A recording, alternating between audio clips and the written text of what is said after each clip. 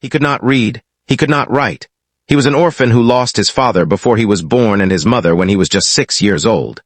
He was raised in the harsh deserts of Arabia, a land of endless war, idol worship, and darkness. He was 40 years old, completely alone in a dark cave on a mountain outside Mecca when everything changed. Not just for him, not just for Arabia, for the entire human world. This is the story of Islam. The story of how one man, in one moment, in one cave, gave birth to a faith that today guides 1.9 billion human lives. To understand Islam, you must first understand the world it was born into. Arabia in the 6th century CE was a land divided. Hundreds of tribes fought endless wars over water, land, and pride. The city of Mecca, though home to the sacred Kaaba, had become a place of idol worship. Over 360 idols filled the holy house that, according to Islamic belief, had been built by the prophet Abraham himself thousands of years before. The poor were oppressed. Women had no rights. Infant daughters were buried alive. Slaves had no protection. Into this broken world, a man was born who would spend his entire life asking one question: is this truly the will of the one God? Muhammad ibn Abdullah was born in Mecca in 570 CE into the noble Quraysh tribe. His father Abdullah died before his birth. His mother Amina died when he was just 6 years old. His grandfather Abdul Muttalib, who raised him with deep love, died 2 years later. By the age of 8, Muhammad was an orphan twice over. Despite this painful beginning, Muhammad grew into a man of extraordinary character. He was known throughout all of Mecca by a single name above all others: Al-Amin, the trustworthy one. In a city of traders and merchants where deception was common, Muhammad had never spoken a lie. Even his enemies, who would later oppose him with everything they had, never once doubted his honesty. They disagreed with his message, but they could not question his character. In the year 610 CE, Muhammad was 40 years old. For years he had felt a deep unrest in his soul, troubled by the injustice and idol worship surrounding him. He had a practice of retreating alone to a cave on Mount Hira outside Mecca to meditate in solitude.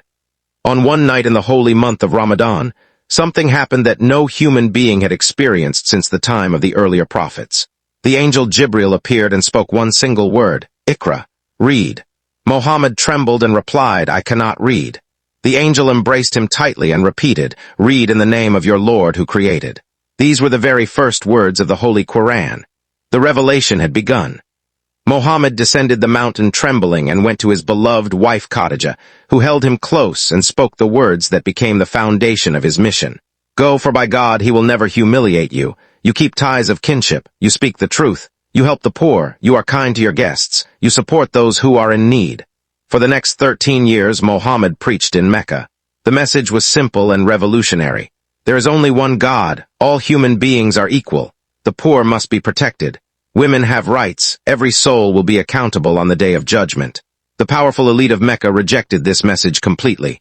It threatened their wealth, their authority, and their way of life. Muhammad and his followers were beaten, tortured, and starved. For 3 consecutive years, Muslims were trapped in a mountain valley, cut off completely from food and water. Yet not once, in all these years of suffering, did Muhammad raise a single weapon in Mecca. In 622 CE came the moment that changed everything. Facing a plot to assassinate him, Muhammad received the divine command to migrate. On a dark night, he left the city he loved more than any place on earth. He stopped at the edge of Mecca, turned back to look at the glowing city one final time, and spoke words that carry the weight of his entire heart. "You are the most beloved land of God to me. Had your people not expelled me, I would never have left you." This migration, known as the Hijra, marks the beginning of the Islamic calendar, not the first revelation, not even the prophet's birth. The Hijra, because it was the moment a small and persecuted community became an unstoppable nation. In Medina, Islam grew with extraordinary speed. People of different tribes and faiths united under the Constitution of Medina, one of the earliest written documents of religious freedom in all of human history. Within 8 years, Muhammad returned to Mecca, not as a fugitive, not as a conqueror seeking revenge, but as a leader filled with mercy. With 10,000 companions beside him, he entered the very city that had beaten his followers and attempted to destroy everything he stood for. And he did the last thing anyone expected. He forgave everyone, without exception, without condition, every single person who had persecuted him, free.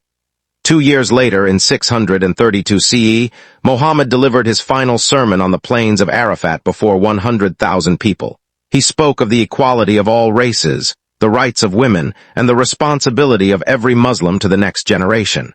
Weeks later, he passed away at the age of 63. His companions, the four rightly guided caliphs, carried the message forward. Within 100 years of his death, Islam had reached Spain in the west and the borders of China in the east.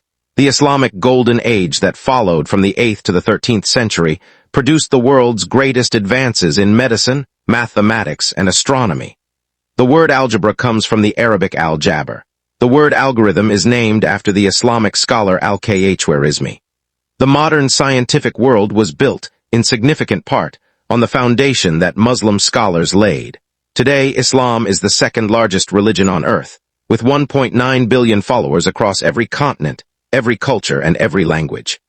5 times every single day, from the minarets of Istanbul to the mosques of Jakarta, from the mountains of Morocco to the cities of America, over 1 billion human beings stop whatever they are doing, face the same direction toward Mecca, and remember the same God. The Quran, revealed to one illiterate man in one cave 1,416 years ago, has been memorized word for word, letter for letter, in its original Arabic language, by over 10 million people alive on this earth today. No other book in all of human history has ever been preserved this way. A man who could not read gave the world its most memorized book. A man who started with nothing changed everything. A man who forgave those who tried to destroy him showed the entire world what true strength looks like. This is Islam. This is its history. This is FaithBridge. Now tell us in the comments below, out of everything you just heard, what is the one moment in the history of Islam that moved you the most? Every faith, every background, every answer is welcome here.